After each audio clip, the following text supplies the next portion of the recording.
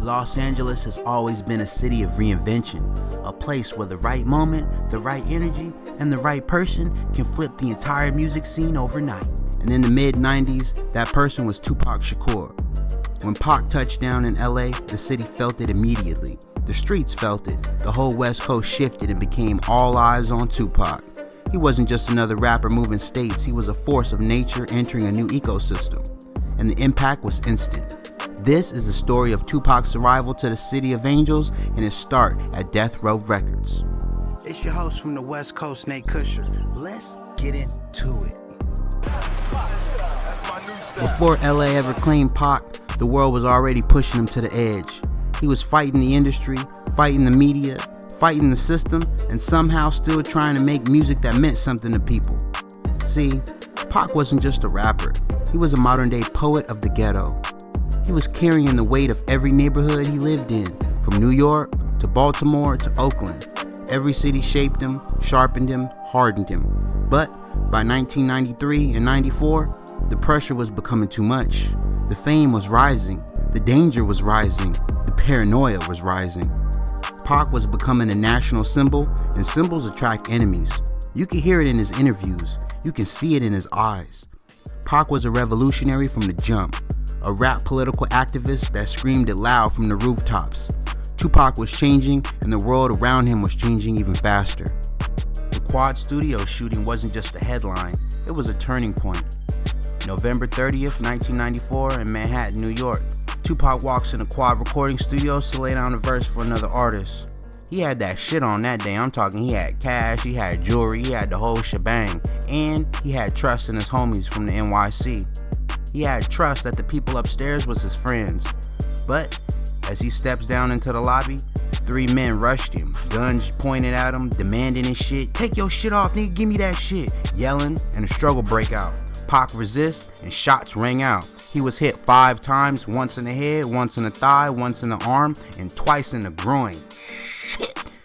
Bleeding, dazed, he still managed to crawl to the elevator and ride that shit up to the studio. And when the doors opened, he seen them faces that he knew. Biggie, Puff, they just sitting there.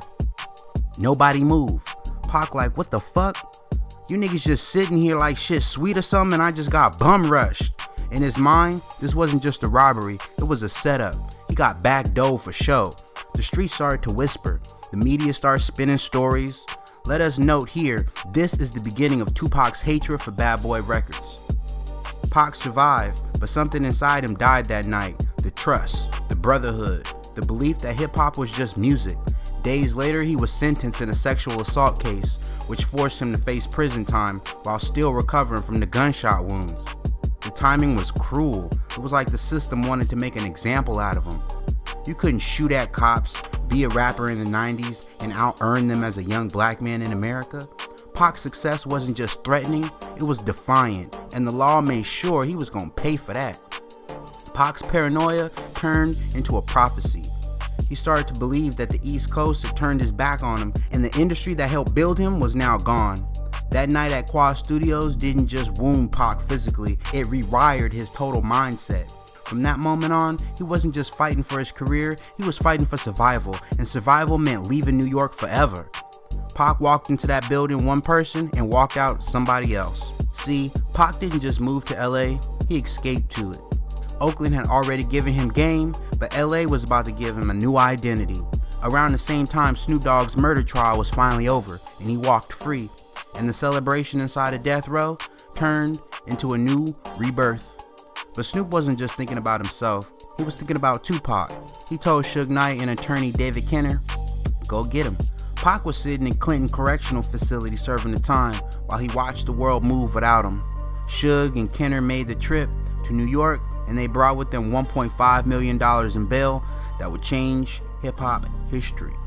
When Pac stepped out of that prison, got on the plane to LA, he was free and he was reborn. A new sound, a new mission, and a new fire. Tupac didn't find LA, LA found Pac. When Tupac stepped into LA, it wasn't quiet. The city felt him before he even spoke. He hit the studio like a storm, verses flying out, energy unmatched, Snoop, Dre, the Outlaws. Everyone knew something was different once Tupac came. Pac knocked out songs like Can't See Me and California Love instantly. Daz produced songs like Ambitions as a Rider. Pac wasn't chasing the fame anymore, he was chasing purpose. The beats were heavier, the words were sharper, the message was louder. LA gave Pac the space to become the version of himself the world still remembers. The West Coast didn't just welcome him, it crowned him, especially the streets. The sound of Tupac changed overnight. It was no more jazz-infused East Coast rhythms. That was all replaced by thick bass lines, sun-dressed synths, and that unmistakable California bounce. You could hear the palm trees in the production. You could feel the heat in the verses. Pac's voice carried that weight of the streets and the hope of a new generation. Thug life. He wasn't just making music anymore, he was building a movement. Every track was a statement, every verse was a warning, every hook was a battle cry. This was the West Coast. It was Tupac, raw, fearless, and unstoppable. But in the midst of Pac's arrival, Dr. Dre was quietly on his way out the door. LA claimed Pac like family, but inside of Death Row, the foundation was starting to crack. Dr. Dre had built the label sound, the clean mix, the cinematic bass, the polish that made gangster rap radio ready. But by late 1995, the chaos around Suge Knight, the violence, and the constant pressure was wearing Dr. Dre down. While Pac was recording All Eyes on Me, Dr. Dre was already halfway out the door, frustrated with the drama, the fights, and the direction that his new record company was heading. At first, Pac didn't see this coming. They just made California Love a record that defined the West Coast Renaissance. They made Can't See Me a track that showed Pac's new fire and ambition. But as the sessions went on, Dre's absence became louder and louder. Pac felt abandoned, like the man who helped build the empire was walking away when it was just getting hot and it was just starting to heat up. By the time All Eyes on Me was finished, the tension had turned into resentment. Pac started calling Dre out on tracks like To Live and Die in LA, questioning his loyalty and his place in the culture. What began as a collaboration ended as confrontation. Another fracture in the West Coast dynasty.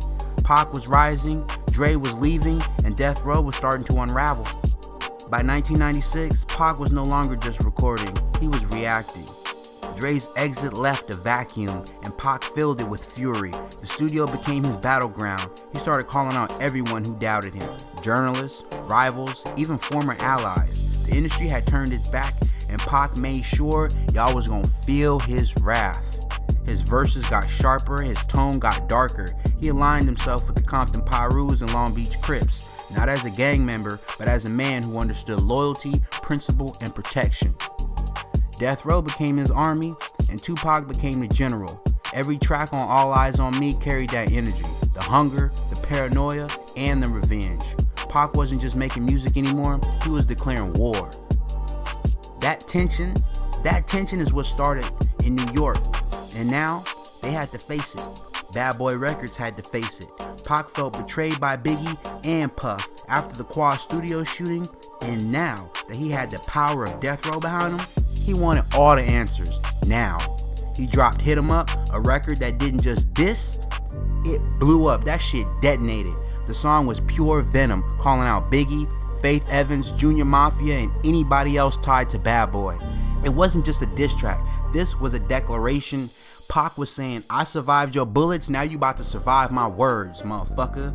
The streets took sides. LA stood with Pac, New York stood with Biggie. The media turned it into a spectacle. Headlines, interviews, rumors flying off the shelves, and man, hip-hop started to sell. Behind the scenes, Pac was spiraling deeper and deeper into paranoia and the pride. He felt untouchable, but the walls around him started to close in. The beef wasn't just music anymore. It was blood, money, and power. By the summer of 1996, hip-hop was divided. The West Coast had Pac and Death Row, and the East Coast had Biggie, Puff, and Bad Boy. What started as personal tension had become a cultural earthquake. Pac's anger towards Dre had evolved into distrust of the entire music industry, the labels, the radio, magazine, everybody was getting it. He believed the system was rigged against him, and the only way to fight back was through dominance. The alliance around him, the Pyrus, the Crips, Death Row soldiers, it all gave him power, but it was also dangerous as fuck. The music was loud, but the threats were real. And somehow, somewhere between Hit 'Em Up and To Live and Die in LA, hip-hop crossed the line from artist to icon, and from icon to target. The East versus West Coast war was no longer just brewing. It was about to blow up, straight explode. So, next time, we dive deep into how the war began and how it changed hip-hop forever.